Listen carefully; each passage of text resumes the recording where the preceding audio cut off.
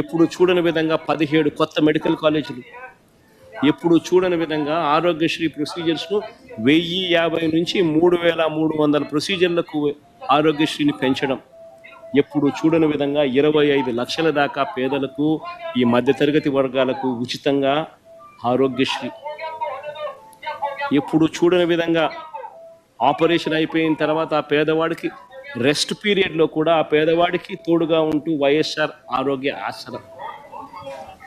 ఈరోజు ఈ పథకాలన్నీ కూడా మొత్తం ధ్వంసం. 25 లక్షలు ఉండే ఆరోగ్యశ్రీని 2.5 లక్షలకు తగ్గిస్తున్నారు.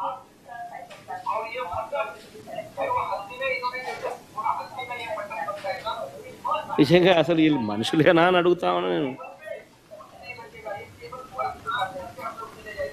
Government హాస్పిటళ్లలో 0 vacancy policy